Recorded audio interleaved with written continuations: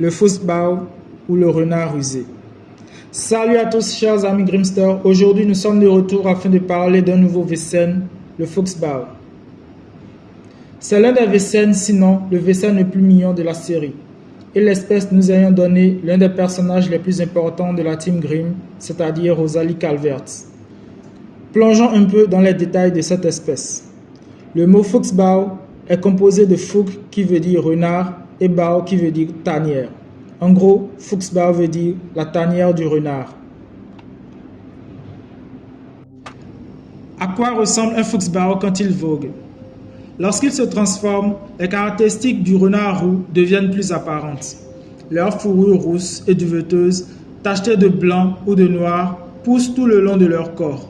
Le nez se transforme en museau noir, leurs yeux prennent une couleur ambrée, leurs oreilles plus pointues comme celles d'un renard, leurs canines deviennent acérées, leurs cheveux restent plus ou moins les mêmes.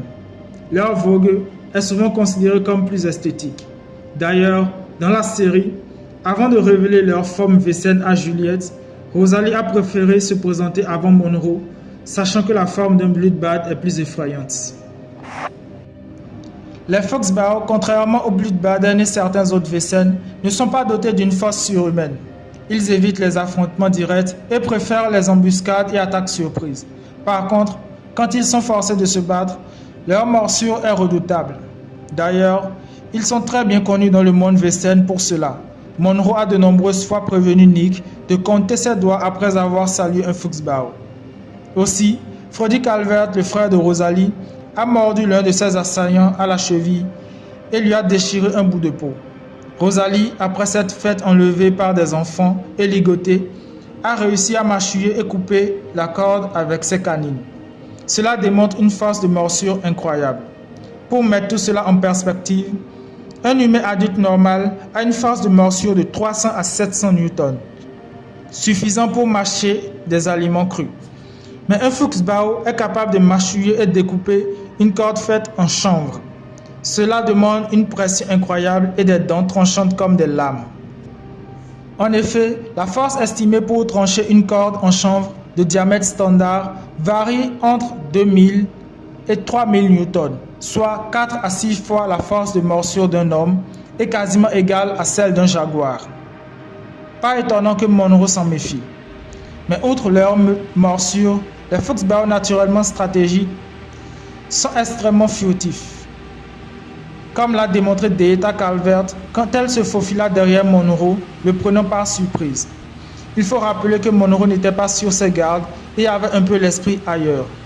Mais cela demeure un exploit de contourner l'odorat et l'ouïe fine d'un Bloodbath, même quand il n'est pas sur ses gardes.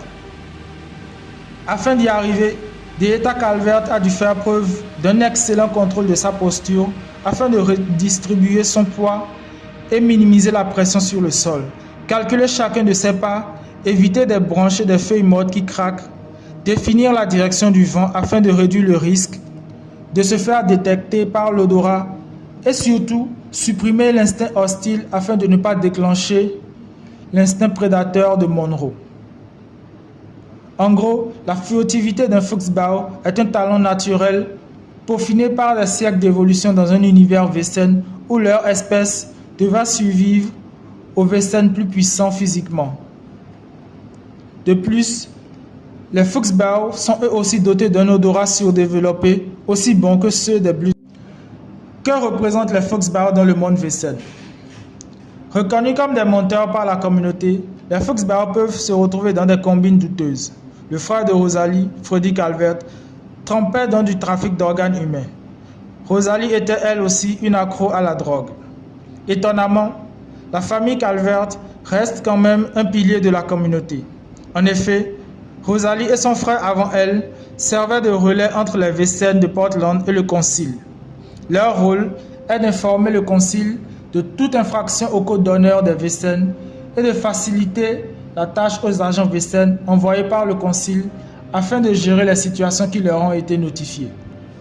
Ils sont par conséquent très respectés. Rosalie, après le décès de son frère, a pris la suite de cette responsabilité.